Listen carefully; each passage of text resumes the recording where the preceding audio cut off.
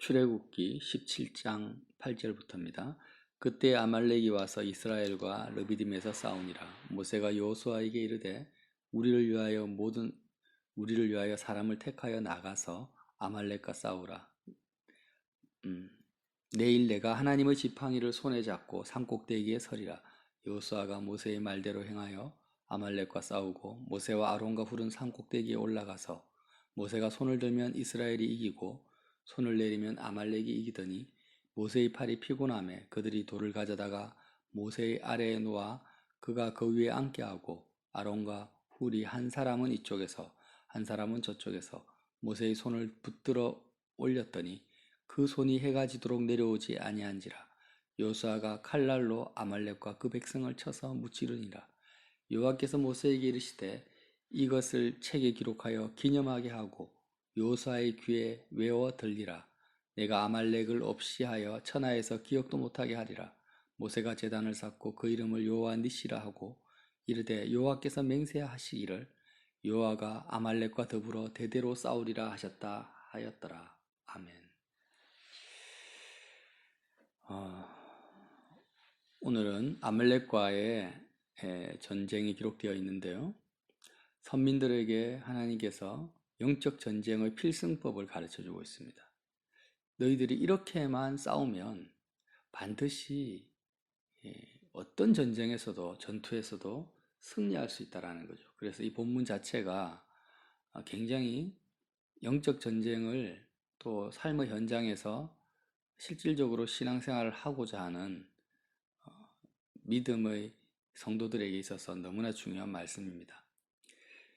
사실 이스라엘 백성이 광야로 나와서요, 가나안 땅에 2주면 들어갈 수 있는데 해변길 가까운 길로 가지 아니하였죠. 철기 문화가 있는 블레셋 민족과 전쟁을 하게 되면 백성들이 다 겁먹고 애굽으로 도망갈까 싶어서 하나님께서는 광야길로 인도하셨어요. 그런데 왜 갑자기 이 광야길, 전쟁을 무서워할까 싶어서 광야길로 인도하셨는데 느비딤이라는 곳에서 갑자기 아말렉이 나타나서 전쟁을 하게 된 것입니다. 왜 이렇게 인도하셨을까? 왜 전쟁을 갑자기 하게 하셨을까? 이스라엘 백성들이 전쟁을 수행할 만한 믿음의 역량이 되느냐? 전혀 되지 않고 있었거든요. 지금이 광야 초기 아닙니까? 첫 번째 전쟁인데요. 느비딤이라는 곳에서 아말렉이 나타났어요. 우리 17장 1절에 보면 이 느비딤이 어떤 곳입니까? 이스라엘 백성들이 물이 없어서 하나님을 시험한 장소입니다. 모세에게 삿대질하면서 어찌 나와 우리 자녀들을 광야에서 목말라서 죽게 하려고 인도했냐면서 원망하고 그렇게 여호와를 시험한 장소가 르비딤입니다. 이 여호와를 시험한 르비딤이라는 장소에서 아말렉과 전쟁을 치르게 된 거예요. 지금 이게 왜 그러냐면은 하나님께서 이스라엘 백성의 그 믿음이 전쟁을 치룰 만한 믿음이 있어서 아말렉을 허락하신 것이 아니고요. 이스라엘 백성에게 실제적으로 계속해서 연전연패를 하고 있습니다. 이스라엘 백성의 믿음이 14장부터 시작해서 계속 원망불평, 물이 없어서 원망불평, 양식이 없어서 고기를 못 먹는다고, 또 바로의 군사들에게 이제 다 죽었다고 계속 이렇게 백성들의 마음은 실제 생활 속에서 삶의 현장에서 하나님께 감사와 찬송을 돌려드리는 것이 승리인데 그렇게 하지 못하고 실패하고 전쟁에 지고 있는 거예요. 영적으로는. 그래서 모세 한 사람의 믿음을 통해서 구원을 이루어 가시고 있죠. 지금 하나님의 긍휼과 사랑으로. 이런 상황 속에서 또 르비딤에서 물이 없다고 원망불평을 한 거예요. 그 상황에서 하나님이 이제 메시지를 강력한 실제 메시지를 보여주시는 거예요. 우리가 시청각 교육이 가장 효과적이잖아요. 우리 어린아이들에게 실제 보여주는 것입니다. 아이들에게도 청소년들도 어떻게 합니까? 장래 직업을 선택하려고 뭐가 좋겠느냐. 요즘에는 학생들을 여러 가지 회사라든지 산업 현장으로 데려가더라고요. 그래서 너희들이 원하는 그 직업에 종사하는 사람들이 지금 무슨 일을 하고 있는지를 실제로 보고 대화를 나누게 하는 거예요. 그렇게 현장 실습을 시켜주는 것처럼 하나님을 시험하고 원망하고 그렇게 하는 백성들에게 어떻게 하면은 너희들이 여호와를 시험하지 아니하고 그 현장에서 감사하고 승리할 수 있는지를 보여주시기 위해서 아말렉과의 전쟁을 시작하신 것입니다. 그래서 모세가 지팡이를 아론과 훌과 함께 산꼭대기에서 지팡이를 들면 산 밑에 있는 여호수아가 승리를 하고 지팡이를 내리면은 아말렉이 승리를 하는 이런 모습들을 백성들이 보는 거예요. 이렇게 지금 모든 백성이 아말렉과 싸움을 싸운 게 아닙니다. 지금 본문을 가만히 보면은요. 9절에 모세가 여호수아에게 이르되 우리를 위하여 사람을 택하여 나가서 아말렉과 싸우라. 여호수아에게 말합니다. 다른 사람에게 이야기하지 않아요. 여호수아는 믿음 있는 사람이죠. 모세와 한 마음 한 뜻이 된 사람이에요. 하나님 보시기에 그렇게 르비딤에서 여호와를 시험하는 대부분의 백성들이 있었는데 여호와를 시험하지 아니하고 하나님을 붙들고자 한 사람이 누구냐? 모세와 여호수아였다라는 거예요. 그리고 아론과 훌이었다라는 거예요. 그때 상황에서는. 그래서 모세와 아론과 훌, 여호수아 이 네 사람을 주축으로 해서 믿음 있는 사람들입니다. 너희들이 이런 모세와 여호수아 같은 믿음을 가지면 하나님을 시험하지 않고 원망하지 않고 승리할 수 있다라는 것을 실제로 전쟁을 통해서 보여주신 거예요. 메시지입니다. 하나님의 메시지. 이스라엘 백성의 믿음이 전쟁을 수행할 만큼 장성해서 전쟁을 허락한 게 아니라는 거예요. 그래서 모세가 여호수아에게 뭐라고 합니까? 사람을 택해라. 어떤 사람요? 너의 말을 듣고 너와 함께 싸울 수 있는 사람을 택해라는 거예요. 제 생각에는 많은 사람이 전쟁에 나가지 않았다고 봅니다. 그리고 어떻게 합니까? 산꼭대기에는 모세가 지팡이를 들고 서 있고 여호수아는 전쟁에 참여합니다. 모세는 전쟁에 참여하지 않죠. 이 모양새가 지금 어떤 모양이냐면 모세는 믿음 있는 선민의 내면을 대표합니다. 뭐라고요? 다시 모세는 선민의 그 내면, 보이지 않는 마음 상태를 말하는 거예요. 선민의 내면이 모세와 같아야 된다는 거예요. 여호수아는 뭘 대표하냐면 삶의 현장에 부딪혀 있는 선민의 모습을 말하는 거예요. 삶의 현장 속에 있는 선민의 모습. 두 개를 같이 보여주는 겁니다. 이스라엘 백성들에게. 이스라엘 백성이 느비딤에서 하나님을 시험했죠. 시험했다라는 것은 뭐라고 했습니까? 물이 있으면 하나님이 살아계신 거고 물을 안 주시면 하나님은 우리를 살아계시지 않다. 하나님 우리를 버리셨다. 이런 식으로 평가하는 게 시험이란 말이에요.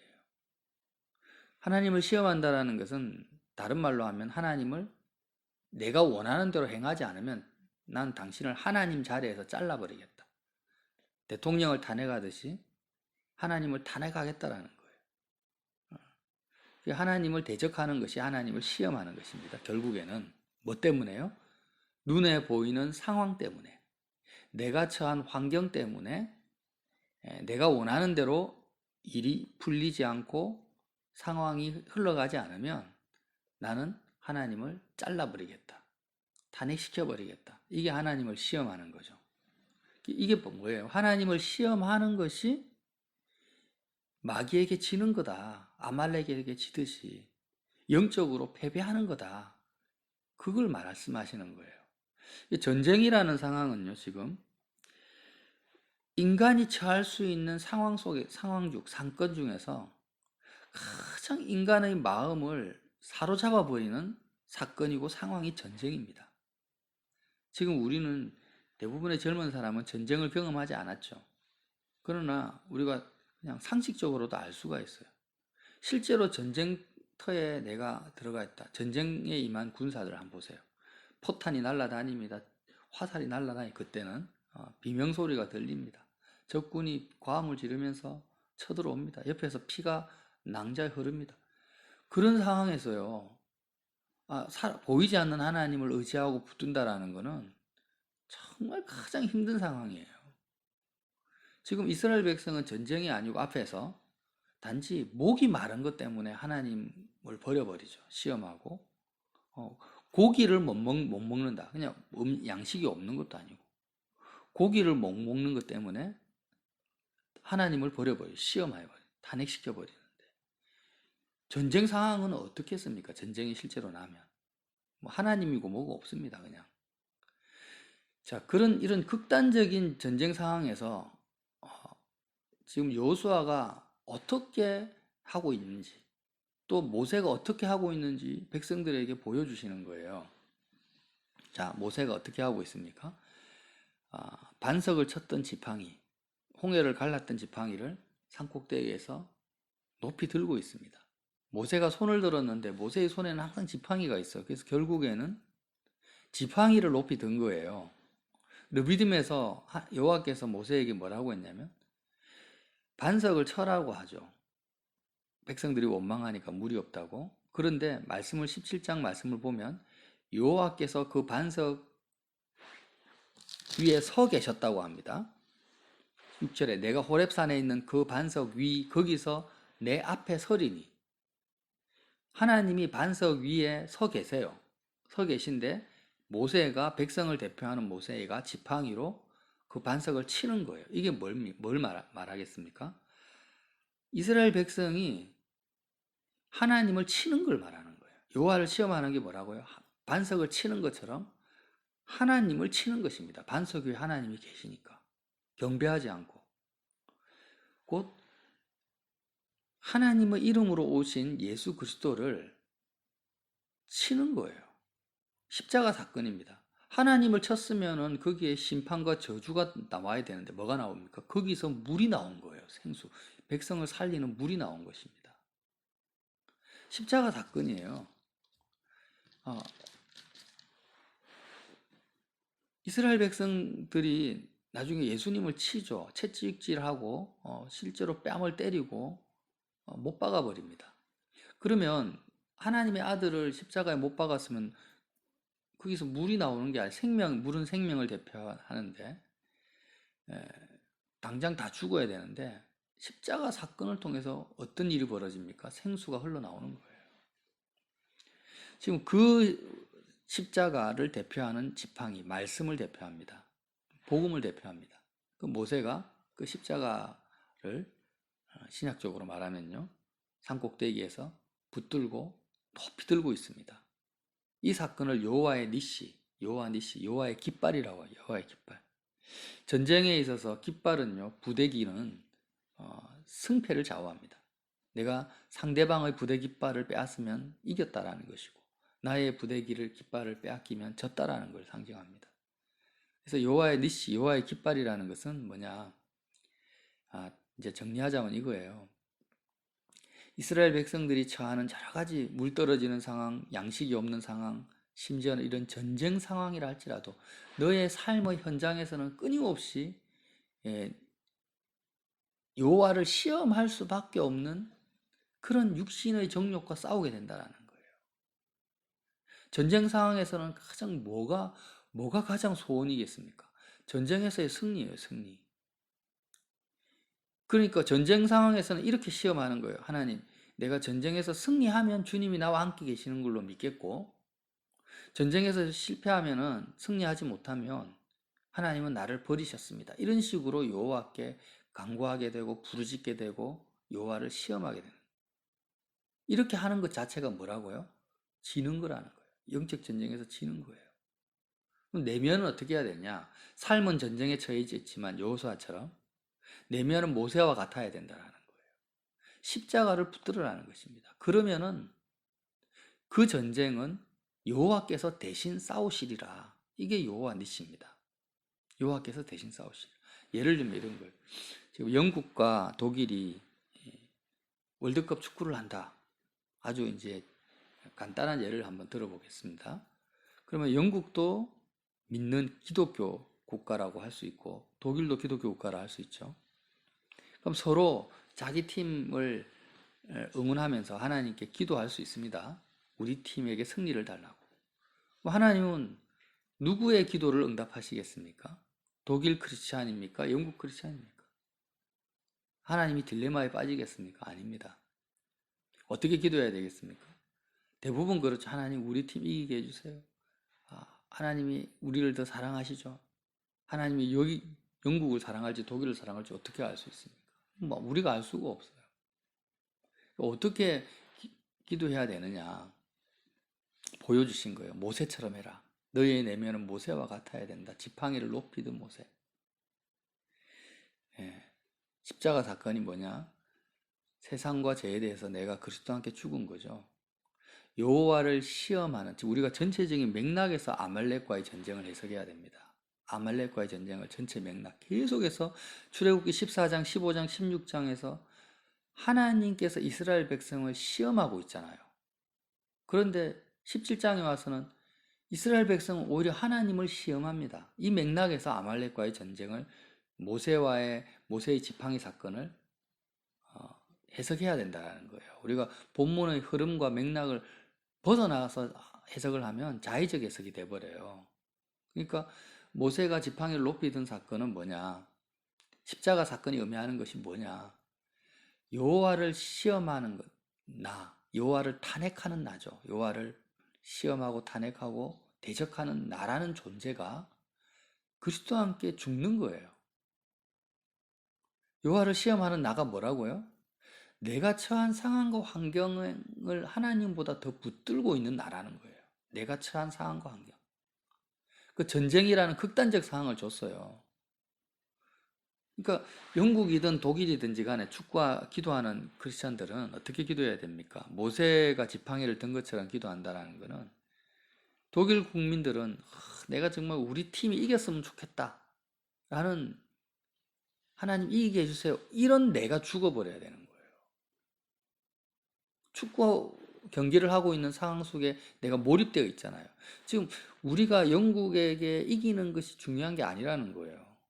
그게 아니고 어떻게 기도해야 되냐면 하나님의 뜻이라면 내가 정말 모세처럼 모세의 지팡이를 들고 있다면 십자가를 붙들고 있다면 영국을 이기고자 하는 이기지 않으면 하나님 나를 사랑하지 않습니다라는 내가 죽어버렸으니까 죄와 살 이게 죄고 여호와를 시험하는 것이 죄니까 하나님의 뜻이 하나님의 이름만이 이 경기를 통해서 하나님 여호와의 이름만이 거룩히 여김을 받으시길 원합니다. 이렇게 기도가 되겠죠. 정말 지팡이를 잡고 있다면 십자가를 붙든다. 하나님의 나라가 이 경기장에 임하길 원하고 하나님의 뜻이 어떤 뜻인지 모르지만 아버지의 뜻이 이 경기장에 나타나게 해 주시옵소서. 하늘에서 이루어진 것처럼 땅에 이루어지게 해 주시옵소서. 이렇게 기도하게 된다는 거예요. 이렇게 주기도문과 같이 기도하는 사람이 어떻게 됩니까? 그 국민을 향해서 주님이 말씀하십니다. 여호와 니시다. 내가 그렇게 기도하는 국민을 대신해서 내가 진짜 싸우겠다라는 거예요. 자, 영업하시는 분은, 사업하시는 분들은 어때요? 영업 매출을 올리고자 하는 거죠. 삶의 현장에서. 사람들을 만나면 매출을 많이 올리고 싶어요. 건수를 올리고 싶은 겁니다. 그때 어떻게 해야 됩니까?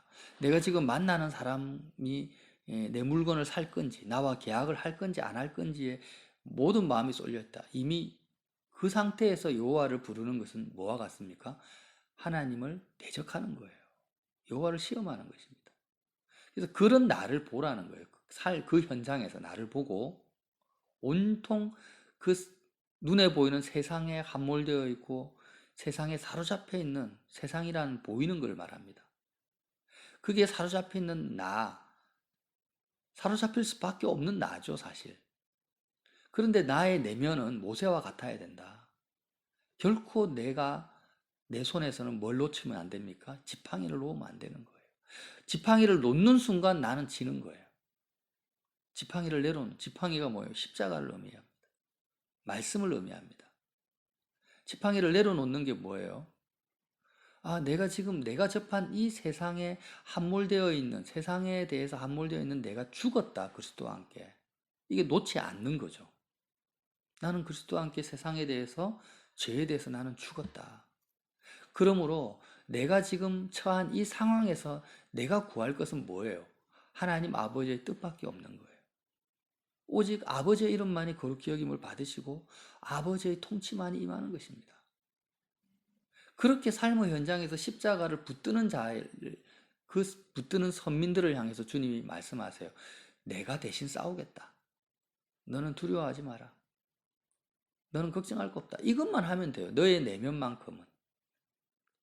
자녀를 키울 때나 어떤 상황 속에서도 너의 내면만큼은 결단코 십자가를, 지팡이를 내려놓지만 않으면, 높이 들고 있는 상태만 된다면, 붙들고 있는 상태만 된다면, 너가 어떤 상황이, 전쟁 같은 상황이라 할지라도 여호와가 영원히 대대로 여호와가 대신 싸운다. 이게 영적 전쟁의 필승법이라는 거예요. 십자가를 붙들고 있는 상태는 어떤 상태입니까? 여호와를 시험하는 상태가 아니라 여호와가 허락하신 시험을 통과하고 있는 상태, 승리하고 있는 상태다라는.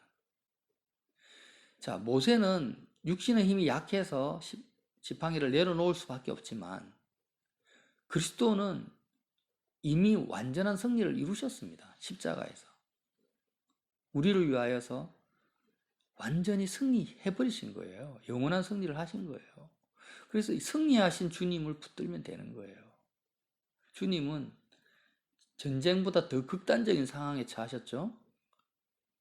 모든 제자들이 다 배신하고 군중들이 다 돌로 쳐 죽이려고 하는 그런 상황에서도 그리스도는 어떻게 하셨습니까? 하나님 아버지의 뜻만을 구하신 거예요. 자신의 뜻, 자신의 두려움, 자신의 소원을 구하지 않았고 죽기까지 충성하신 분이 예수님이십니다.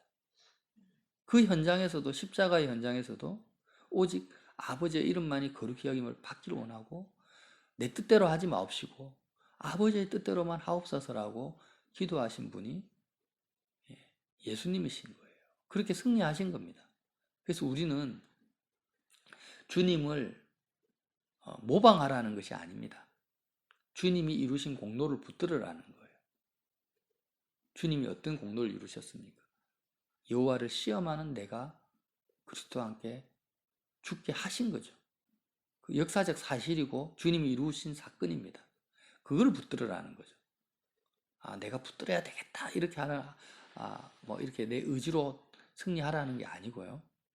이 뉘앙스는 계속해서 어떤 뉘앙스인지를 나눴습니다. 자, 어쨌든 말씀을 정리하겠습니다.